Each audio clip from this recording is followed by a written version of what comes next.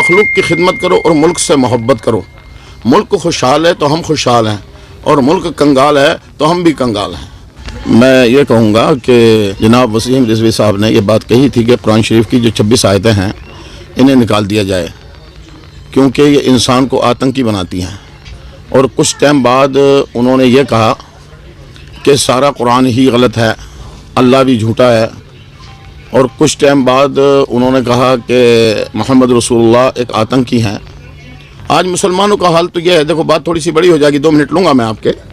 मुसलमानों में इतने फ़िरक़े बन गए हैं कि देवबंदी बरेलवियों को काफिर, बरेलवी जमात इस्लामी को काफिर, जमात इस्लामी अहले हदीस को काफिर। और जब हमसे कहा जाता है कि भाई आपका कहना क्या है, तो हम कहते हैं कि देवबंदियों के काफिर हो जाओ, बरेलवियों के काफिर हो जाओ, अहले हदीस के काफिर हो जाओ, अहले कुरान के काफिर हो जाओ। जब इन सब के काफिर हो जाओगे तो अल्लाह के मोमिन बन जाओगे।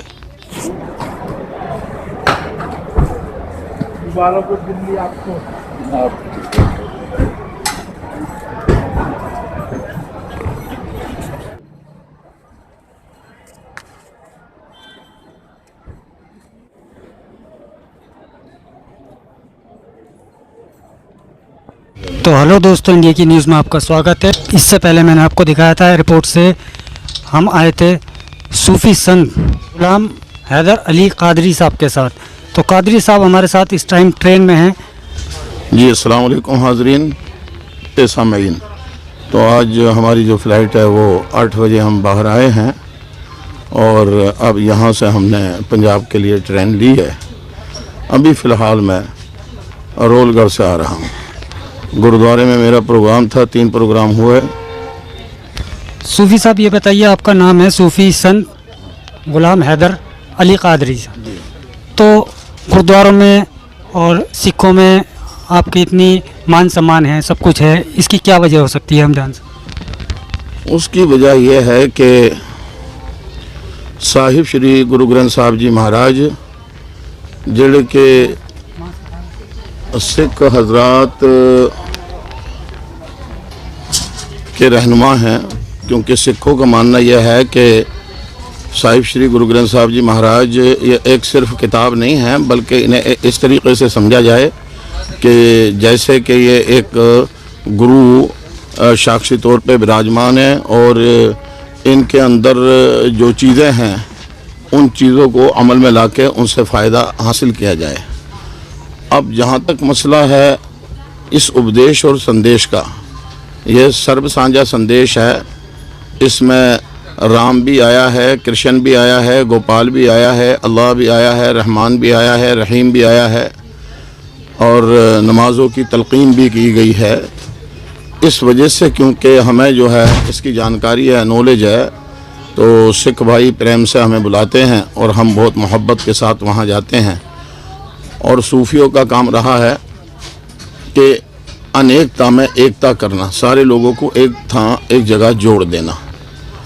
इस वजह से हम, क्योंकि सूफियों का मिशन ही ये रहा है कि धर्म से उठ के इंसानियत की सेवा करना।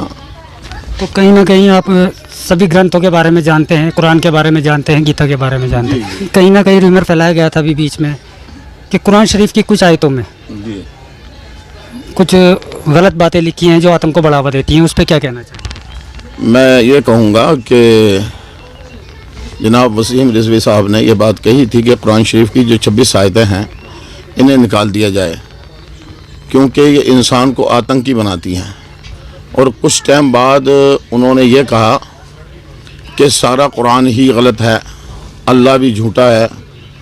और कुछ टाइम बाद उन्होंने कहा कि मोहम्मद रसूलुल्लाह एक आतंकी हैं। तो वो उनका नुक्ता फ़िक्र है। दरअसल कुरान शरीफ जो है वो अरबी ज़बान में नाज़िल होया है, अरबी ज़बान में ही लोग इसे पढ़ते हैं।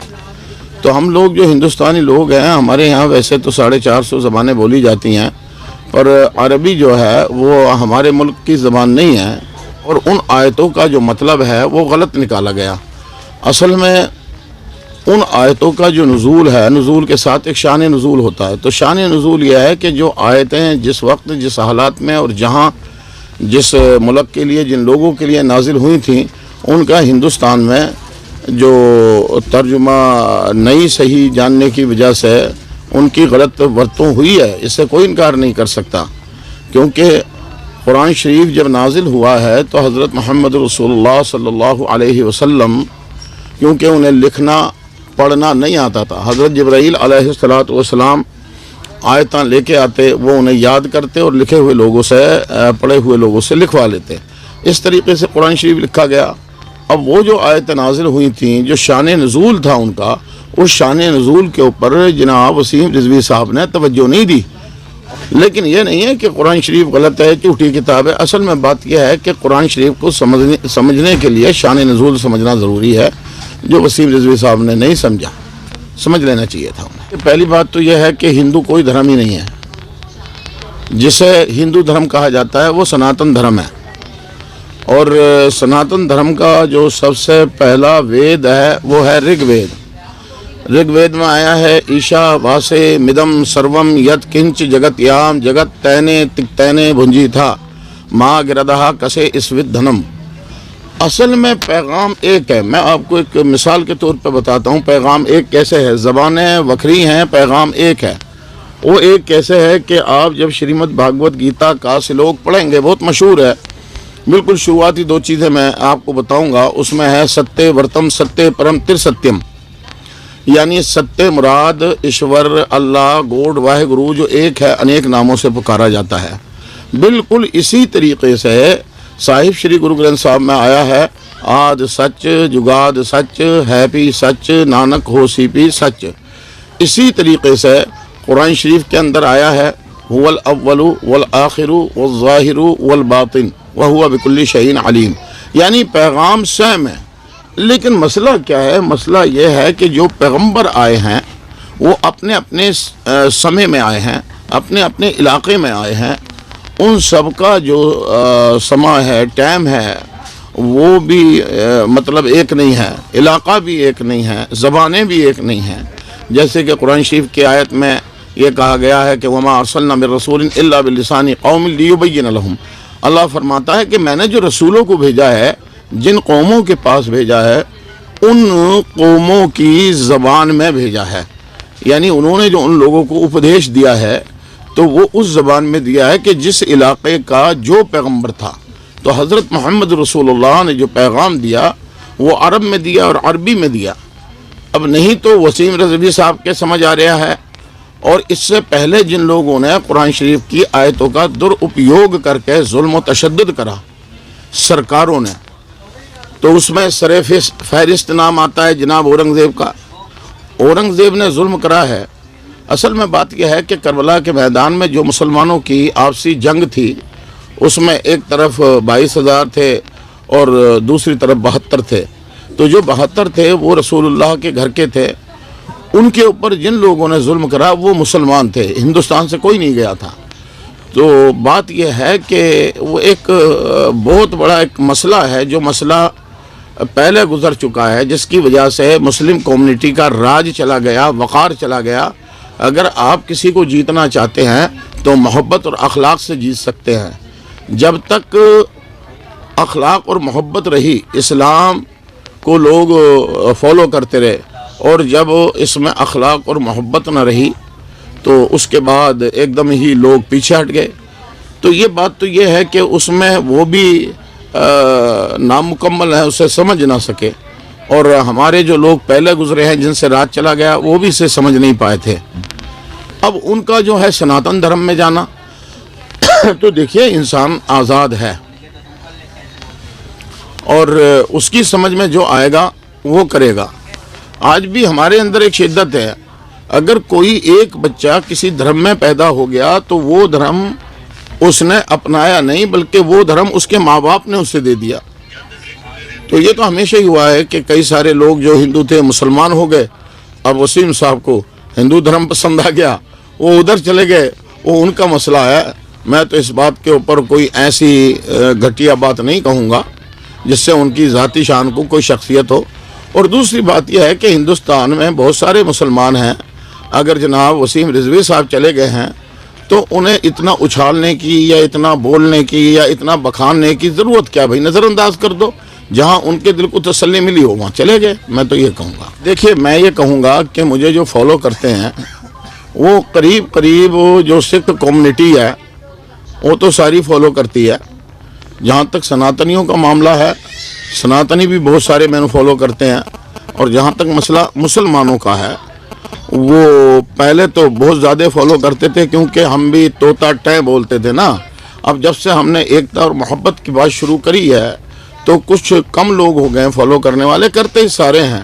اور میں سب کو ایک ہی میسج دوں گا. اے جناب پردھان صغیر صاحب بیٹھے ہیں، صدر صاحب پریزیڈنٹ ایک بہت بڑھیا ایک یہ کام کر رہے ہیں جو سیوا کا کام ہے، جو لوگوں کو دوائیاں دلانے کا کام ہے، جو نشہ چھڑاؤ مہم کا کام ہے، جو رستوں کو صاف کرنے کا کام ہے، جو ملک کے اندر باہر لانے کا کام ہے، جو ایکتا کا کام ہے. میں یہ کہوں گا کہ ان سے پریرنا حاصل کرنی چاہیے سارے لوگوں کو، کیونکہ اصل میں خدمت سے خدا ملتا ہے اور بندگی سے بہشت ملتی ہے.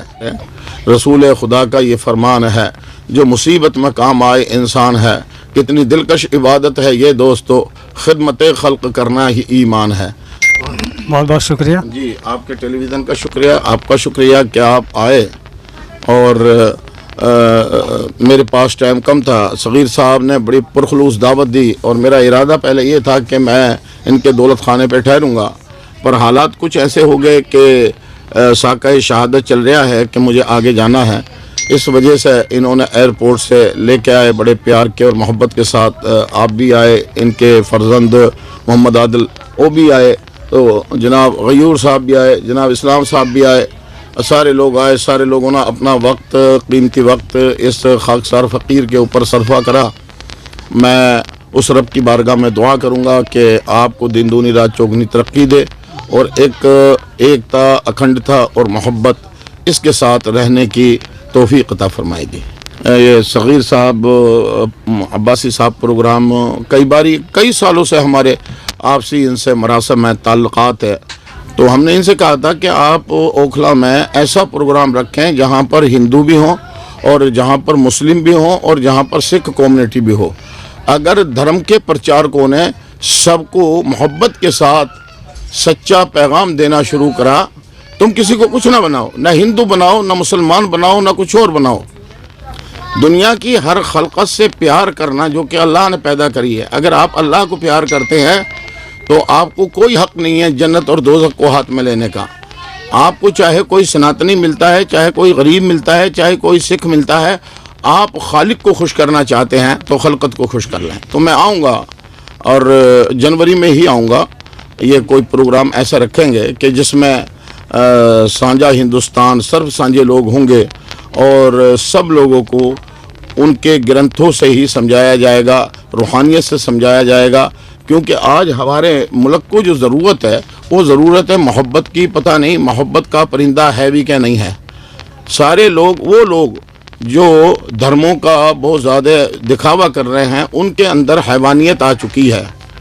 دھارمک بندہ کبھی بھی خون خرابہ نہیں کرتا، کیونکہ دھرم جو ہے اس کی ماں دیا ہے. جس کے اندر رحم ہے اس کا ایک دھرم ہے، اور جس کے اندر رحم نہیں اس کے اندر دھرم نہیں. آپ یہ دیکھو، یہ ملک اتنا اچھا ملک تھا کہ یہاں لوگ پشوؤں کو بھی راشن پانی دیا کرتے تھے، اور آج اس ملک میں وہ حالت ہو گئی ہے کہ انسانوں کا بھی خون بہایا جا رہا ہے. یہ بات اچھی نہیں ہے. میرا کہنا تو یہ ہے. بابا سماج سدھار ٹرسٹ آپ کو دعوت دیتا ہے اور آپ کو ضرور آنا ہے، اور سماج سدھار ٹرسٹ کی پوری ٹیم کے لیے آپ کو دعا کرنی ہے اور سدا آپ کے ساتھ ہیں. سماج سدھار ٹرسٹ نے بہت اچھے کام کرے ہیں، سارے کام میرے نالج میں ہیں، لیکن کچھ کام ایسے ہوتے ہیں کہ ٹرسٹ کو بھی امیر لوگوں کے تعاون کی مدد کی ضرورت پڑتی ہے فائنینشلی طور پہ. میں اپنی ذاتی رائے یہ دوں گا کہ جو لوگ مجھے سن رہے ہیں اس ٹرسٹ میں ہر طریقے کا حصہ لیں، اور بنا دھرموں سے اوپر اٹھا کے ٹرسٹ بنایا گیا ہے. یہ جو ٹرسٹ ہے صرف مانوتا کی سیوا کے لیے ہے، جیو کی زندگیوں کی سیوا کے لیے ہے، اور ملک کا ہتیشی ہے.